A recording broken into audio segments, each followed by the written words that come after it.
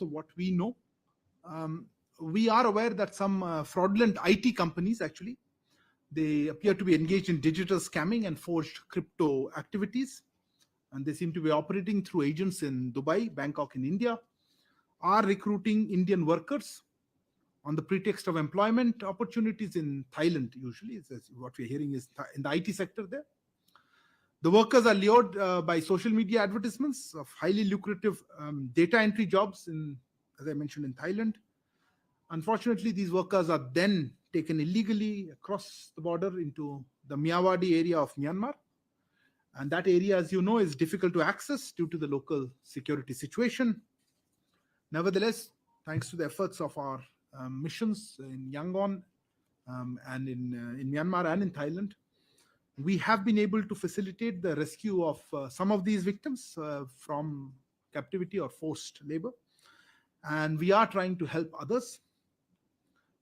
We would like to urge Indian nationals to exercise restraint, extreme caution, I would say, before taking up such job offers.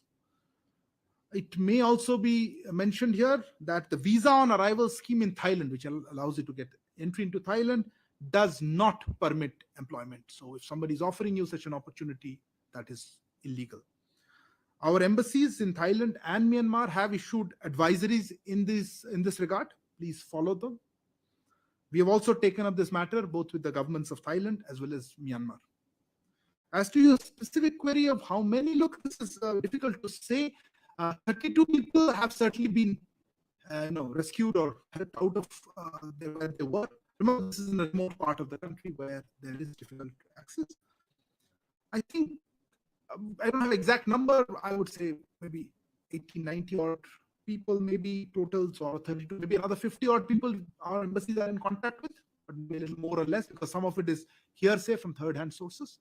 That's the number we have broadly, but I don't want to comment on the exact numbers because that's still an evolving thing, but at least 32 have come out of that. That's broadly what I had to say. Sorry, any other, so many questions suddenly. Okay, go ahead. Maybe I'll start with this. I just saw you after that. Yeah. This is Reza from the Hindustan Times. This is regarding the PM's visit. Is there any likelihood of a bilateral meeting with the Sri Lankan president, who is also going to be in Tokyo at around that time? For Tokyo? Yeah. Okay. This is Yeshi Seli from the New Indian Express. There have been instances of attacks on Indians in Leicester and then in Birmingham.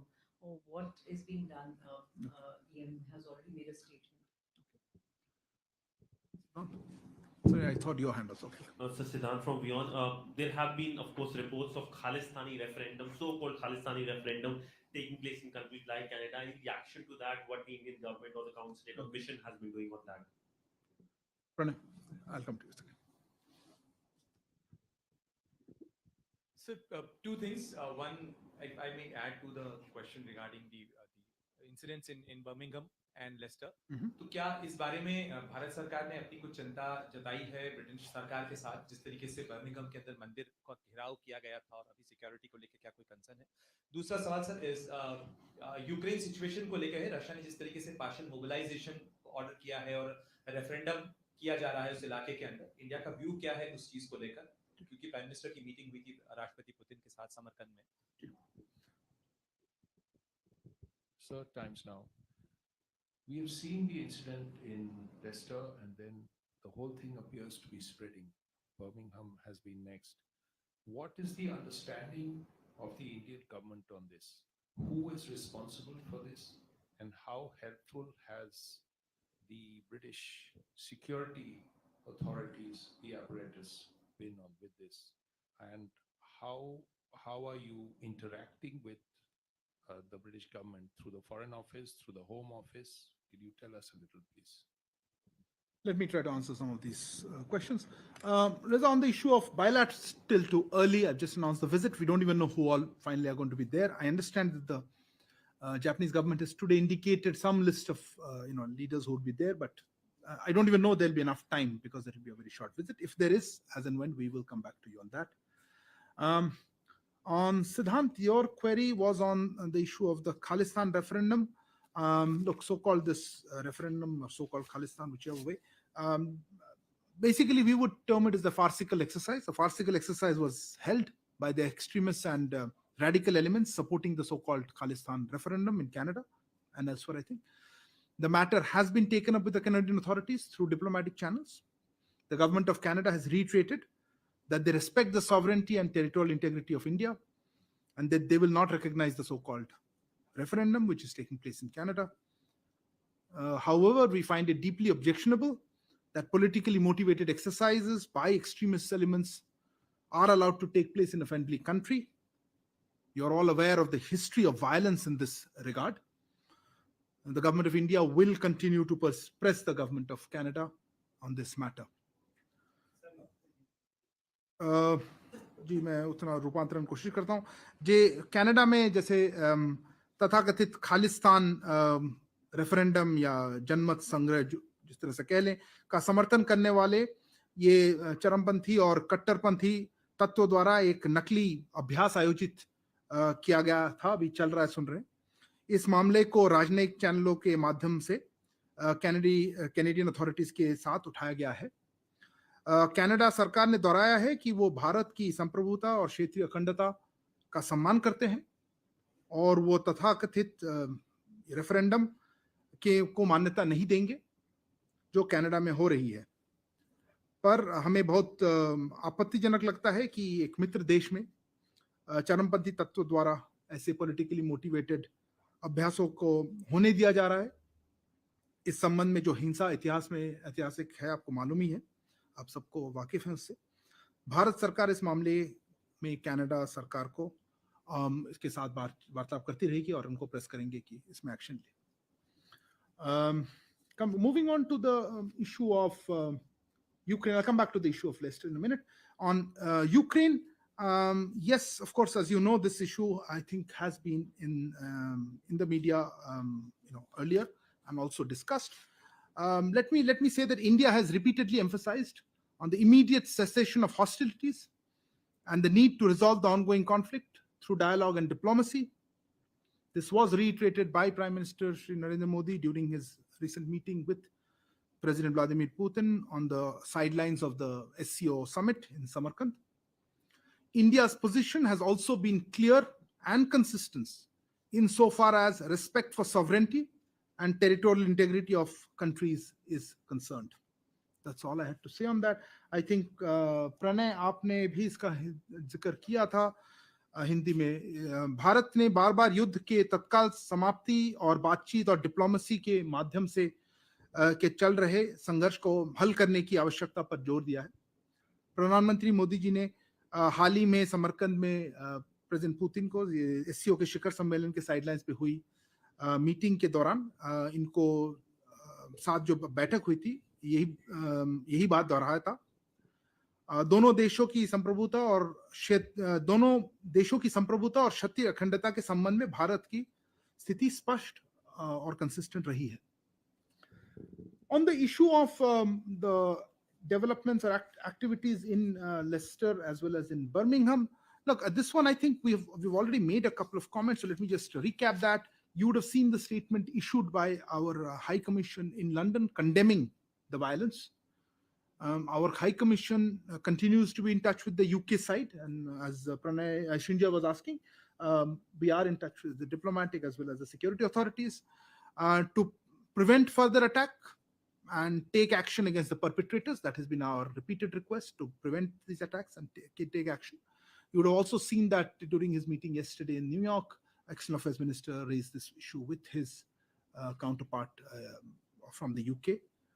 I think I'll leave it at that. जैसे आप जानते हैं, आपने London में हुए हमारे उच्चायुक्त द्वारा इस हिंसा की निंदा के बारे में जो स्टेटमेंट थी वो तो आपने देखा होगा, ये बयान दे रखा था हमने। हमारा उच्चायोग और यूके अथॉरिटीज के साथ कांटेक्ट में है कि ये हमलों को किस तरह से रोका जाए, और रोकने के लिए और इन अपराधियों को खिलाफ कार्रवाई करने के लिए ब्रिटेन सरकार के संपर्क में है, उनको रिक्वेस्ट कर रहे हैं। और हम विदेश मंत्री कल अपने यूके काउंटरपार्ट से भी कल मिले थे, उसमें भी यही रिक्वेस्ट की थी, उन्होंने एक ट्वीट भी डाला है, आपने देखा होगा। Okay, next set of questions. Somebody else had a hand up earlier. So no, okay. So then you go first. Sir, Shudhirajan from the Bloomberg, any details that you could share about the External Affairs meeting in the BRICS and also the Quad Ministerial Summit that's likely to happen in New York? And also any idea about his bilateral meetings with his US counterpart next week? Anything that you could share? Okay, at this point, then. Yeah, please. So Shashank Mattu with the Mint. So on FTAs, is the India-UK FTA is still on track for its Diwali delivery date? And just following up that question on FTAs, will an India-US FTA agreement be on the agenda for the bilateral meetings later this week? Later this week? Next week, where the External Affairs Minister with his US counterparts. You said UK, no? Both of the questions. India, UK. India, US? Yes, both of them. Okay. Yeah, please.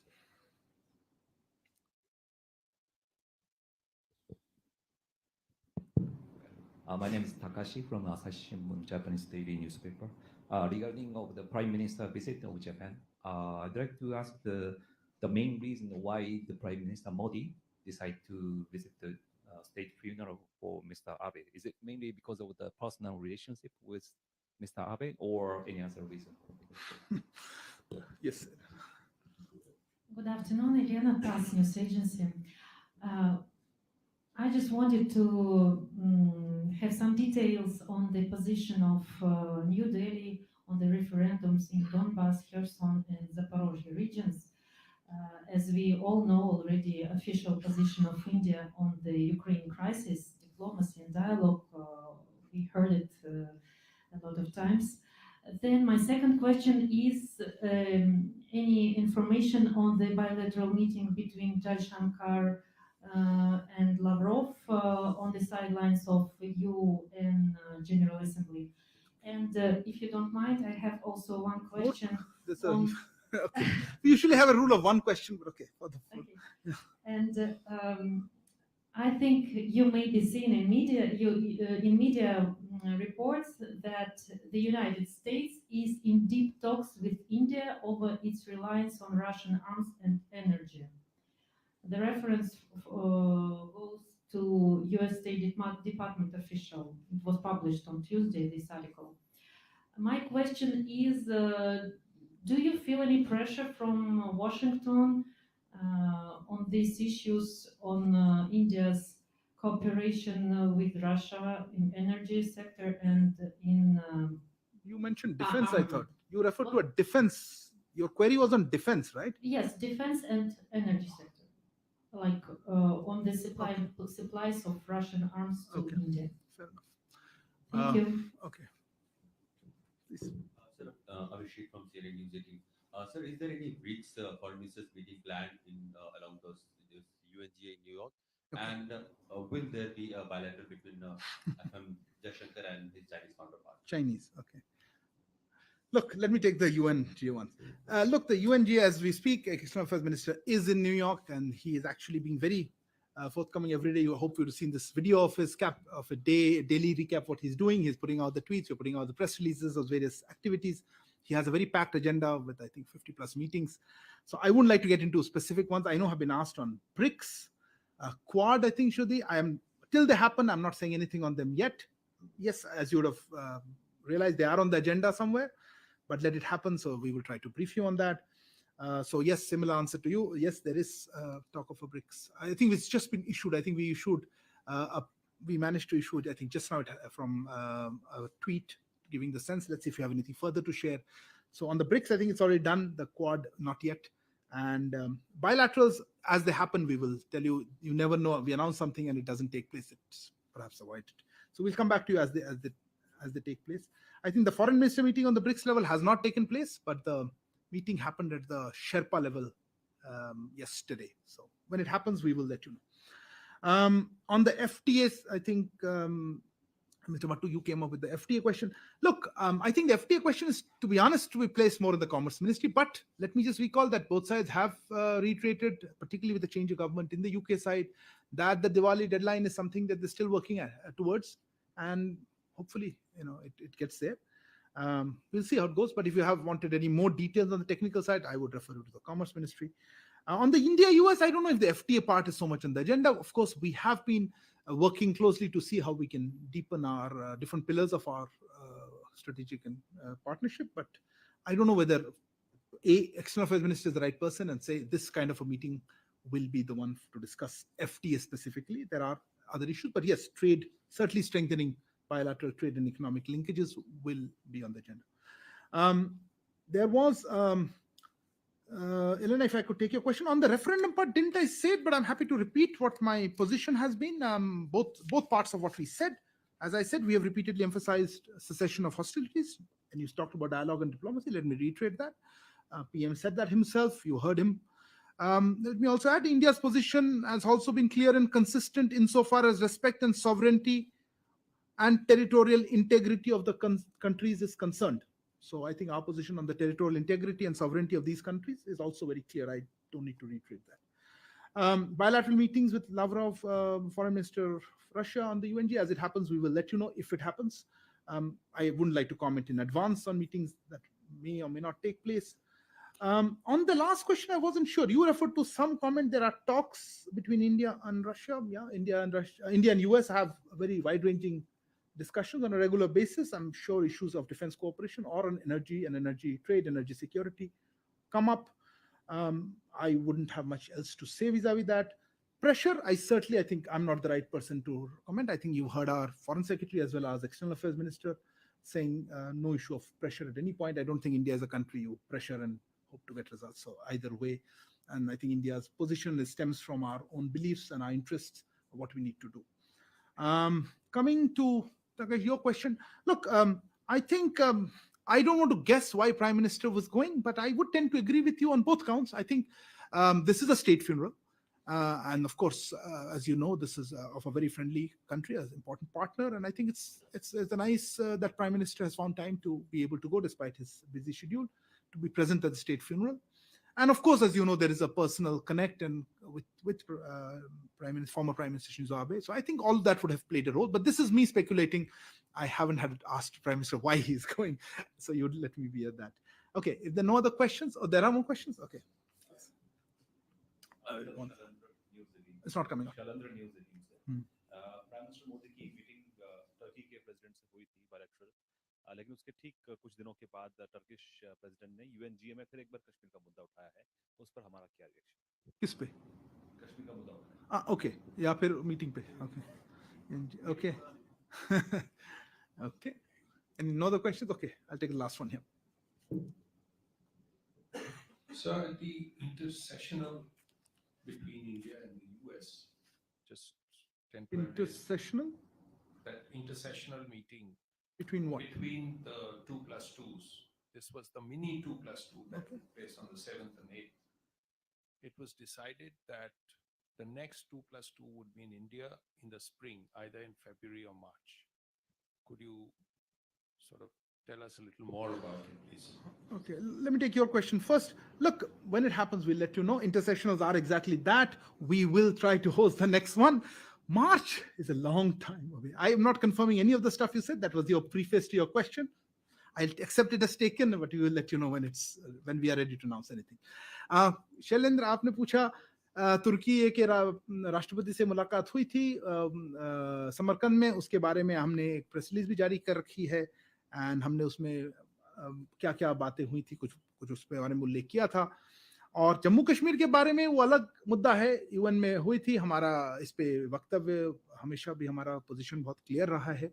अब चाहे तो मैं दोहरा दूंगा कि ये हमारा अंदरूनी मामला है और इस विषय पे हमारा जो पोजीशन है हर जगह हम कह चुके हैं कि इसको बायलैटरली शिमला एग्रीमेंट के तहत और बाकी उस संदर्भ से टेररिज्म जब खत्म हो उस बारे में इस कॉन्टेक्स्ट में हम देखते हैं. तो इसमें यूएनजीए में रेफरेंस का कोई मायना नहीं रखता है किसी भी और देश की तरफ से, पर उससे ज्यादा मेरे पास अभी इमीडिएटली रिस्पांस नहीं है.